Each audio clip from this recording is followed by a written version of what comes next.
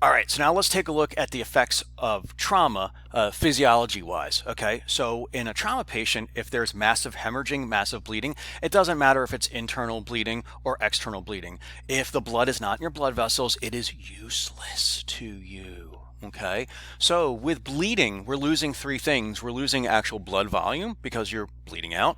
You're losing heat, which means your body temperature is dropping because you're bleeding out. And you're losing the ability to carry oxygen because you're bleeding out. Your red blood cells and hemoglobin carry oxygen. Well, if you're bleeding out all over the sidewalk, you're losing the ability to carry oxygen. So let's take a look at each of the three of these here.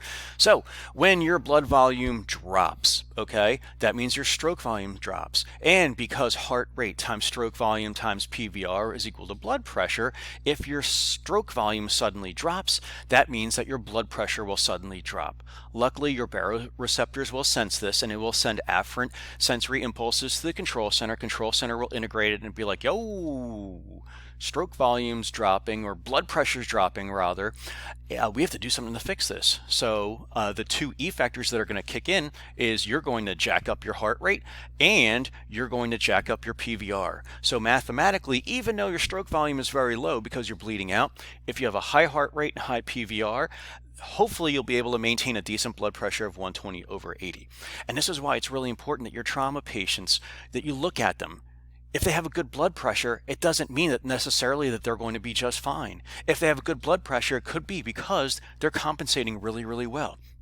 There are beta 1 receptors in the heart that respond to impulses, and they will jack up your heart rate. There are alpha receptors embedded in the smooth muscle that is surrounding your peripheral blood vessels. When you hit an alpha receptor, it causes that smooth muscle to constrict, to contract, and then your peripheral blood vessels constrict and you shunt blood to the core. That's how this works. Okay? Now, heat loss. You're losing heat because you're bleeding out. So that means your body temperature is dropping. Well, when your body temperature drops, thermoreceptors sense this, and because the homeostatic mechanisms are in place, you're going to do two things to make up for that.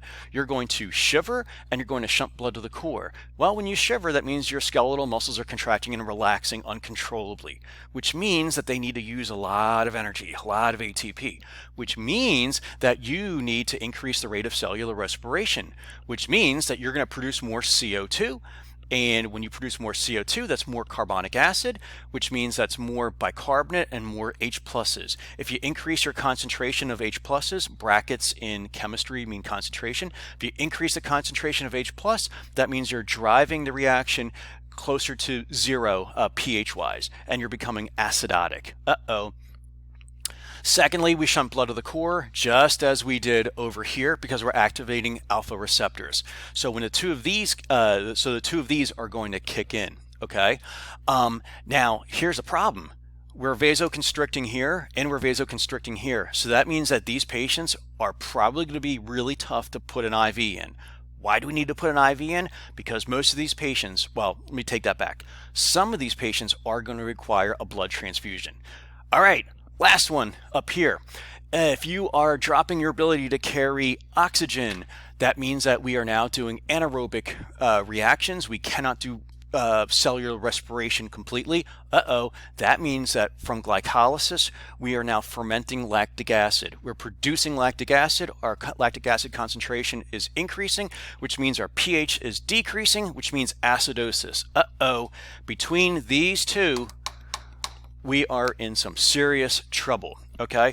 But if we recognize what's going on, there's some simple things we can do to help fix this. Number one, if you are losing blood volume, we can give the patient blood and take them to the operating room to fix the leak. If their body temperature is dropping, put a blanket on them. Crank up the heat in the trauma bay. Crank up the heat in the ambulance. And give them warm blood. And lastly, if your oxygen levels are low, give oxygen and give blood. Blood's what they need. Okay?